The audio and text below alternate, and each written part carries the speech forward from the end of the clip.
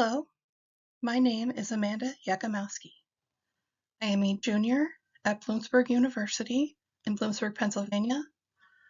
I am a criminal justice, political science dual major, and for Dr. Ding's political science international relations course, I chose global incarceration for my PowerPoint project.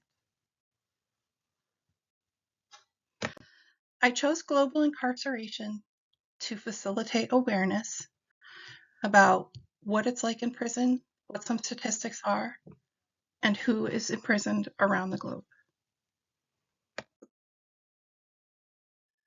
Countries with the most incarcerated people are the United States, China, Brazil, India, and Russia. Countries with the highest rates of incarceration, this is per 100,000 people, are El Salvador, Cuba, Rwanda, Turkmenistan, and the United States. At the end of 2023, 11.7 million people were incarcerated globally. 1/3 of the global population was in pre-trial detention. Who is incarcerated? It's important to note that not everybody who is incarcerated has committed a violent crime. More than 1/4 of the incarcerated people in the United States committed nonviolent crimes. Approximately 38% of inmates are serving time for drug and property crimes.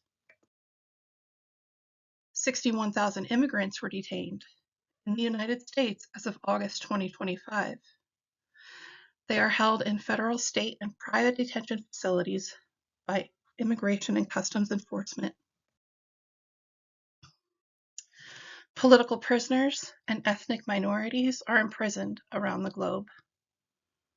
China has imprisoned 1 in 26 ethnic Uyghurs in the Xinjiang region, representing 1/3 of the population. The incarceration of Uyghur Muslims is the largest mass incarceration of an ethnic group since the Holocaust. Russia incarcerates political dissidents for minor, exaggerated, and manufactured infractions. Lengthy sentences in remote work camps isolate the imprisoned population from oversight and society. Civilians in El Salvador are rounded up and imprisoned in CCOT, the infamous terrorist confinement center. In many cases, there's a lack of evidence proving guilt, and many detainees are never told the reason for their arrest or charged with a crime. Over 1% of El Salvador's population is incarcerated. Currently, Israel is detaining 9,000 Palestinians as security prisoners. Only 1,000 have been convicted of a crime. Their charge is dangerousness, and the evidence against them is secret.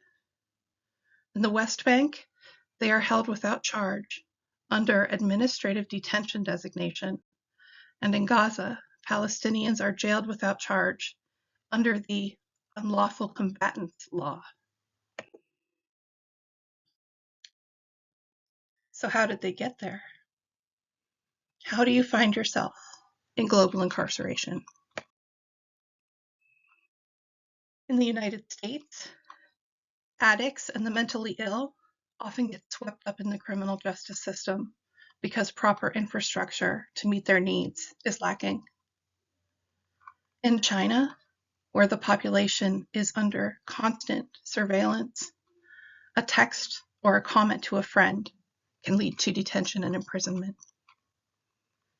In areas with ethnic, political, and religious strife, individuals can be detained at checkpoints or gathered up in crackdowns in their neighborhoods. In some parts of the world, an election or a regime change can transform innocents into enemies of the state overnight, just because of who they are. So what is it like inside? and overcrowded.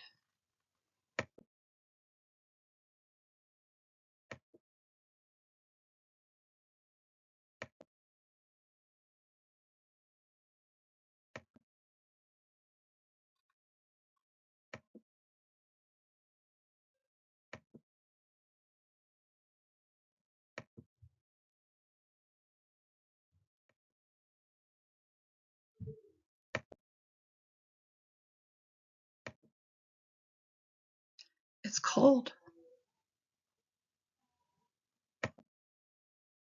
It's hot.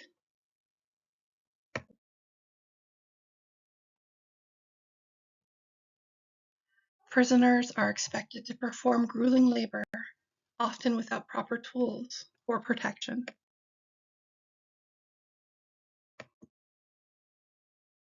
There are persistent problems with the prison system globally. Torture,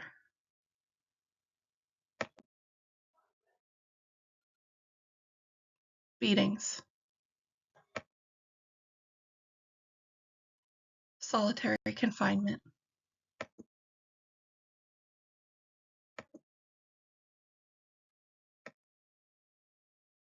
a lack of professionalism in staff can lead to goods being smuggled in, prisoner abuse, sexual assault, inmate harm enabled and perpetuated, bribery, moral corruption.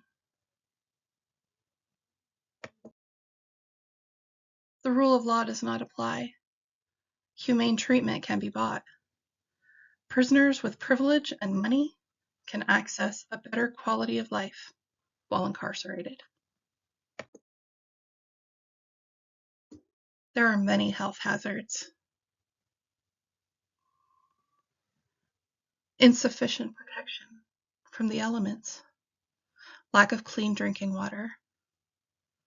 Extreme conditions exacerbate mental illness. Overcrowding and solitary confinement harms mental health. There's a lack of hygiene. Food is spoiled, substandard, and lacking. Overcrowding and humid conditions can lead to tuberculosis, measles, scabies, and neglected tropical diseases. In cold regions, there's a possibility for frostbite. In many places, there is a lack of running water and plumbing. There's the presence of rats and other vermin in cells with prisoners. Inmate violence, torture, drug overdose, and suicide are just some of the health hazards that one encounters while they are incarcerated. Another persistent problem is that it's society's most vulnerable who suffer the most. If you are poor, you cannot make bail, you cannot bribe officials, or buy legal or black market goods while you are incarcerated. The poor are subject to the conditions of incarceration as provided by the state. They have no means to better their situation. Those on the margins of society are the most likely to be poor. Addicts, the mentally ill, the handicapped, LGBTQ individuals, minorities, undocumented immigrants, single mothers, unemployed veterans. Why should you care about incarcerated populations? Because not everybody who is incarcerated has committed a crime. And the people who have committed crimes, many of them have troubled backgrounds. People who are incarcerated have families back home, loved ones, pets, jobs, and responsibilities. They cannot attend to them while they're imprisoned. Many offenders are nonviolent and could be rehabilitated and returned to their communities. Some people have been wrongfully convicted and are innocent. Everyone makes mistakes. Inmates are not well equipped to return to society. Once they have been released, many will reoffend out of necessity and survival. And you should care, because being convicted of a crime should not permanently condemn someone to the lowest class of society. So I have some final thoughts. Just because a society can imprison and punish its lawbreakers does not mean they should. Social problems deserve compassion and consideration. There are more humane ways to deal with societies than locking up troubled and problematic individuals. Even if some incarcerated individuals are serving sentences for violent crimes, does that mean we should be violent to all offenders as a blanket solution? Everyone who is incarcerated has someone who loves them. And if they don't, doesn't that person deserve some compassion? And if we continue to address violence with violence, what does that say about us as a society and where we will end up?